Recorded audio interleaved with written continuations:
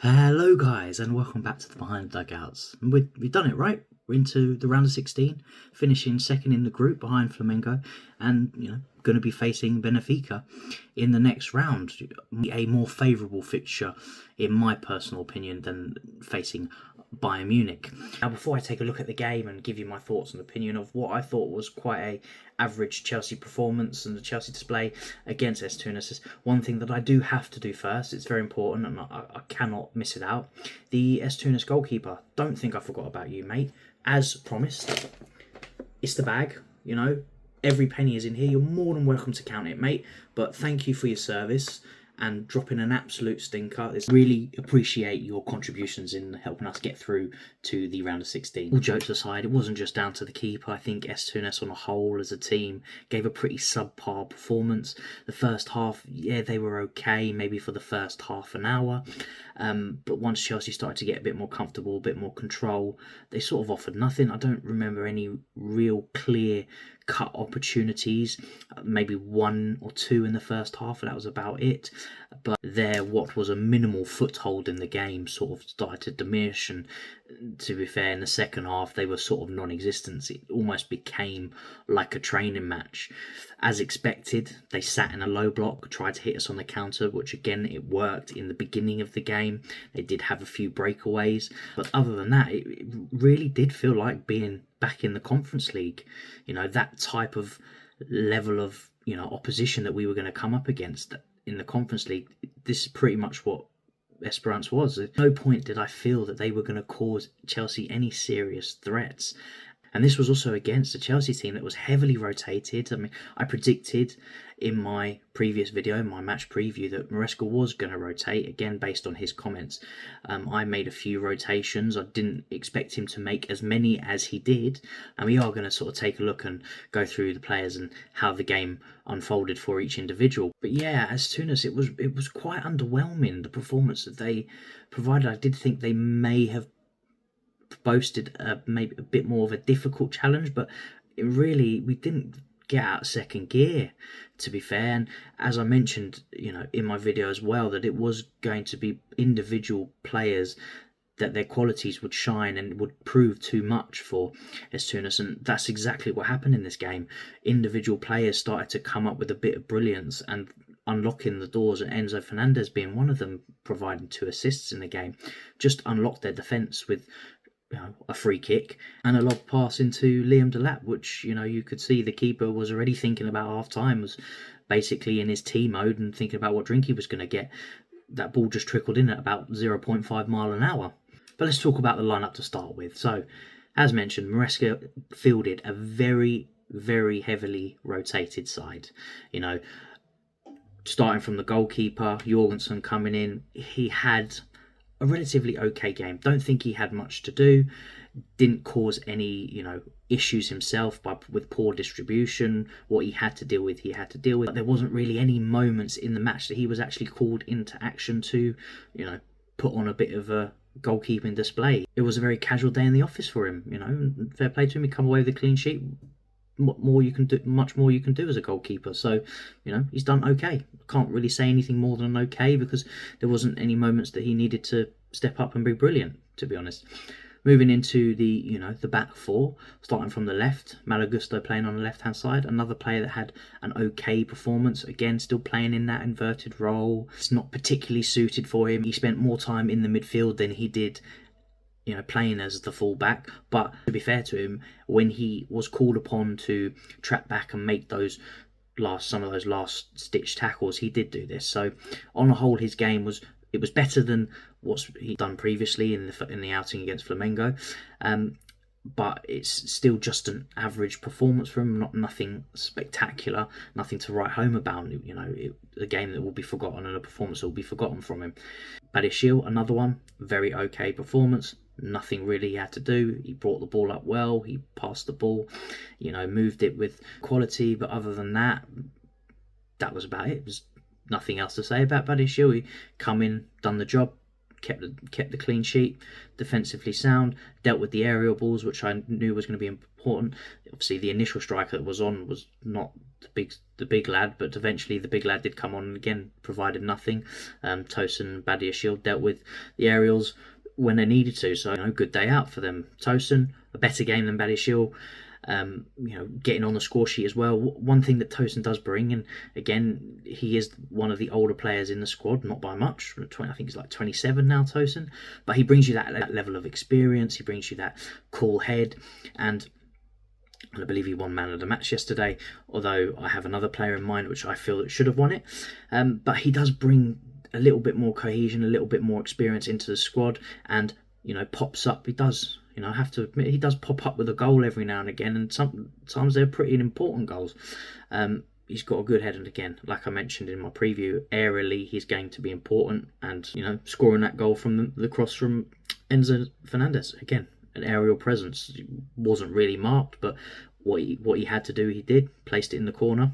It was a great goal. Moving into the pivot, Maresca went with Enzo Fernandez and Romeo Lavia. Again, expected rotation. I thought he may have gone with Caicedo and maybe Santos, but he went with Enzo and Lavia, and I thought both had a relatively good game. I thought Lavia defensively was mopping up things, doing the Caicedo job really, really well. Didn't look, wasn't getting knocked off the ball.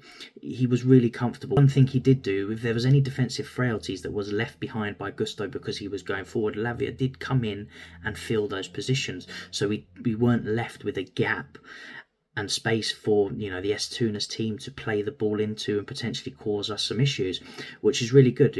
When players are moving out of positions with the way that Maresca wants to run the team, with our fullbacks inverting and players overlapping each other, it is very important for those players that get overlapped to fill in these spaces and holes that the other players are vacating.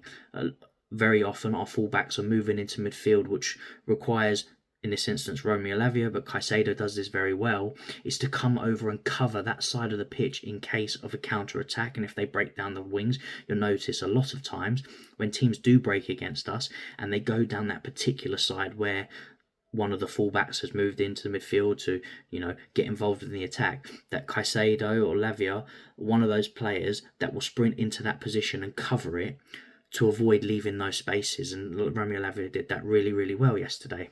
And then you're looking at Enzo, again, building on his all-round game, and he's just, like I've mentioned previously, he is creeping up with more goals, he's creeping up with more assists, and what he's doing it now is he's doing it from deeper as well, where one of the concerns we've had a lot with Enzo is, from the days at Benfica, he was picking the ball up in these deep line midfield positions and spraying passes left, right and centre all over the shop. And then when he come to Chelsea, it started well, and then it just sort of disappeared, and he got, he wasn't picking those passes. He just didn't look like he had the ability to do that anymore. And now he's slowly coming back. He's scoring goals. He's getting assists. And I'm excited to see, the development of Enzo Fernandez and where the next level he's going to go to. It is, for Chelsea's perspective and a Chelsea fan point of view, it's very promising. It is very promising. I know, some people have their criticisms about Enzo Fernandez, but I'm quite excited to see, this next step and potentially the new level that Enzo Fernandez is going to reach with the way that he's playing at the moment. Is only good things to come. And then you're moving into the front three. As expected, Noni was going to be on the left. He had a better game than he did in his previous outing against LAFC, and the brief stint he had against Flamengo. Didn't really do much. But he did well. He was taking on players. I loved the cheeky little nutmeg he did on one of them. He wasn't creating anything of real substance, but what he was done is he was getting into those dangerous positions, attacking his fullback, and also creating space in behind. The amount of times Malo Gusto overlapped him in that that first half, because of the runs, the inside runs that he was making, he was causing the Tunis defence some issues, not just on the ball but also off the ball with his range of movement, which is good. I always think that if players are not on the ball, because let's be honest, most players are spending about 6-7 seconds on the ball at absolute max. So there's, the majority of time they're spending without the ball. There's lots of different ways a player can affect the game without having the ball. And one of them is the different movements and the different runs you can make to cause some confusion with the back line. And I thought Noni did that quite well yesterday to create spaces for the likes of Gusto and Delap. On the right-hand side, Mauricio went with Dewsbury Hall, a player that's not seen any minutes in the competition so far. Again, it was one of those, there are no other options. He's got Noni, who would be the replacement for Neto on the right. He's now playing on the left. So Dewsbury Hall came in to fill that role. Now, of course, when the lineup went out, everyone was screaming, where's Santos? How is Dewsbury Hall getting on the pitch? But based on the system and how they set up, he wasn't playing a midfield role. He was playing a right wing role, and that's where he spent the majority of his time on the pitch in that attacking wide right position. Again, very average performance, nothing to write home about. Done his job, but there wasn't much to it. This was one of those games where the players that have not played many minutes and they want to prove that maybe they should be a little bit more involved in the squad. This was, without being disrespectful, but I have to be honest, Tunis didn't really give us much trouble.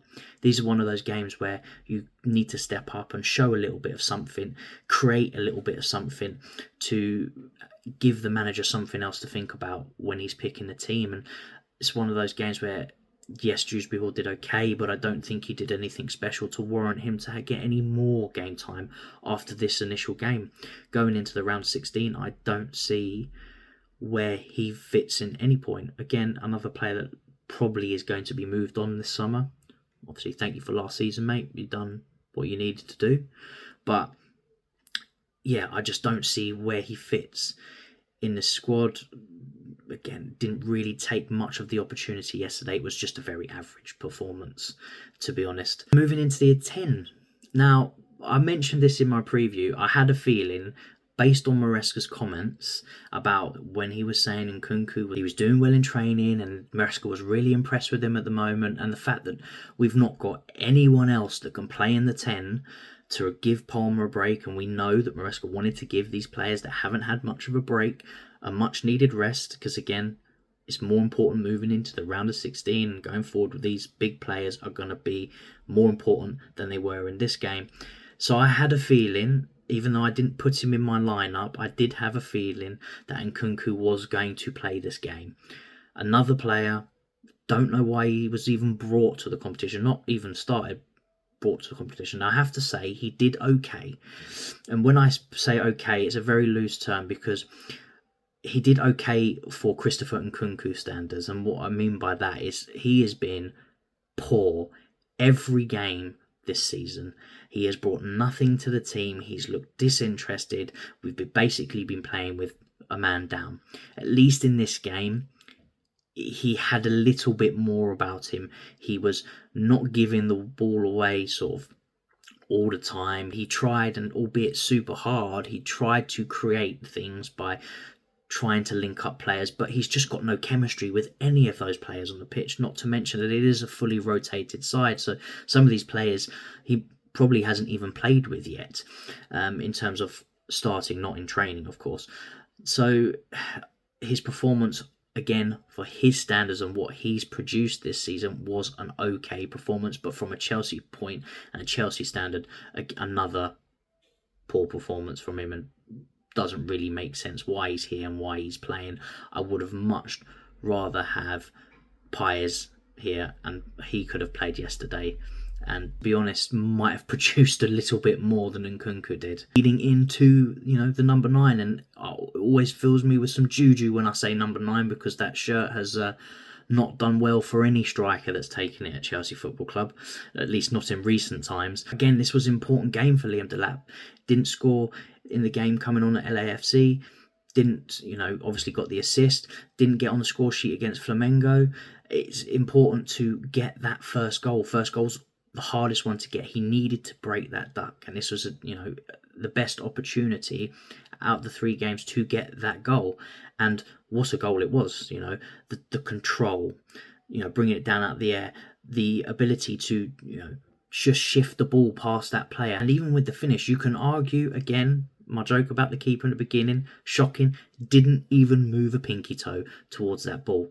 But I think Liam Delap, because of the way that he manipulated the ball in that particular moment, he knew and saw the goalkeeper's positioning and realised, like, I don't need to smash this in. I can take the mick and just roll this past his keeper because I'm going to wrong foot him instantly. And that's what he did.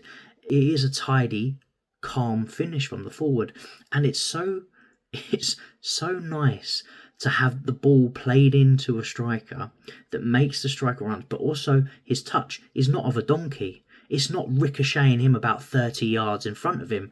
PTSD of Jackson's run in the Conference League where he was through on goal and it, took that one touch and flew pretty much into the stands. Delap just seems to have his balance, and you can see technically he knows how to manipulate the ball.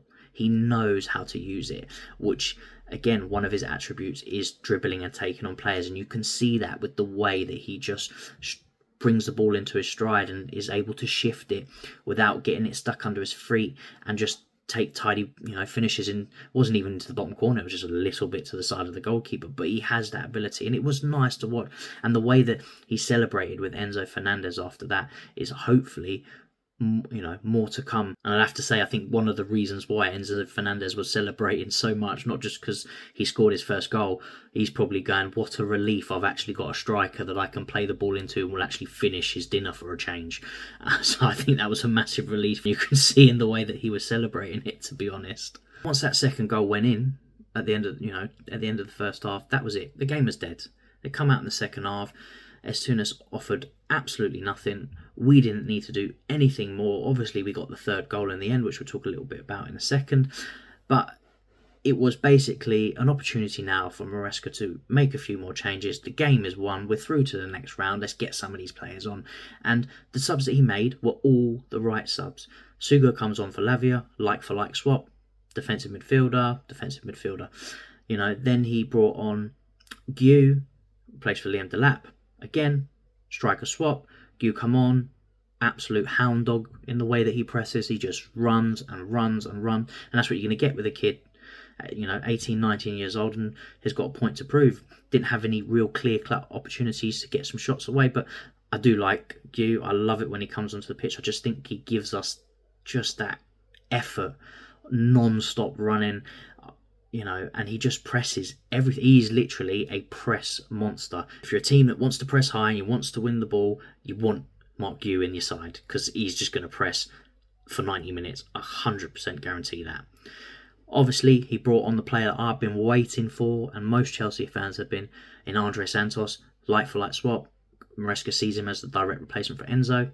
He comes on, gets himself an assist, and even from the first, 5-10 minutes that he was on, he was picking up good pockets of space. He was confident, wanting to get on the ball. He was trying to make things happen, which is important when young players and players that have been waiting for their opportunity for so long to come on. He didn't look out of depth. He didn't look out of place. He had moments where he made a few poor decisions and he got caught in two minds on the ball and then got dispossessed. But on the whole, he come in, he looked very comfortable, very assured. And when he picked up that attacking role that Enzo does as well, just in and around the edge of the box, got his head up, played a beautiful pass into one of the other subs in Tyreek George, who then slotted the ball through the goalkeeper's hand. And obviously moving into Tyreek George, got his goal, come on, going from strength to strength. He's getting more confidence, picking up that goal against Fulham, which I think was quite the catalyst for us to go on that run to get top four.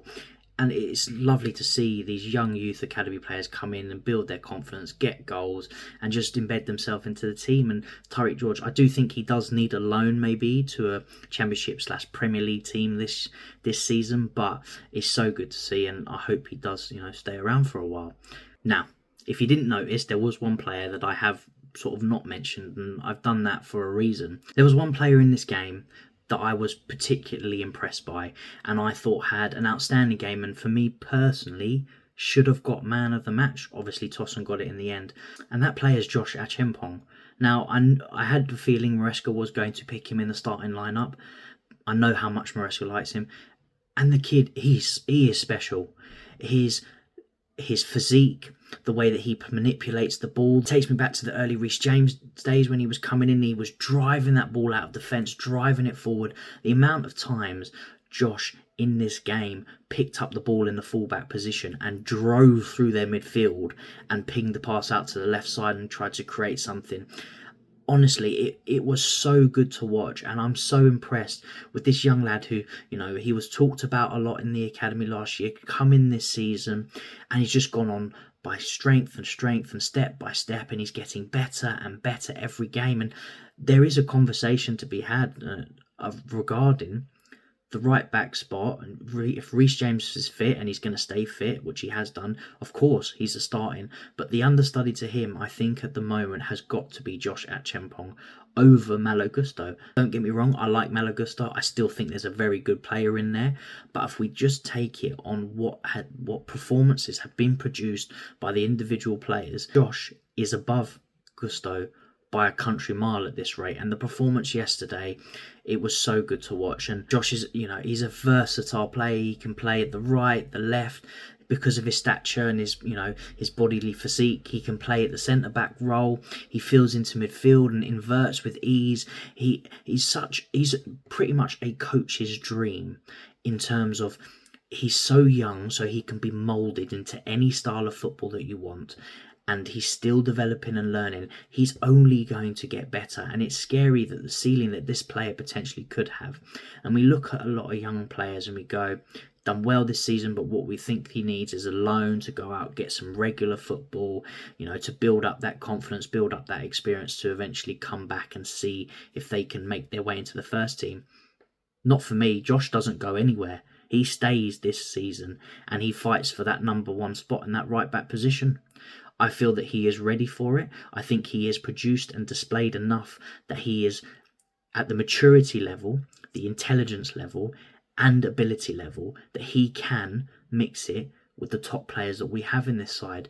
I'm going to go out of my way and say it now that I think next season is going to be a breakthrough season, a proper breakthrough season for Josh Acheampong, and I think he is going to push Reece James for that spot next season. I do think so, and I think it's only a matter of time before we start seeing him regularly in the starting 11 for important games, not just because he needs some minutes here and there and we need to give players a rest. I do think the sky is the limit for Josh.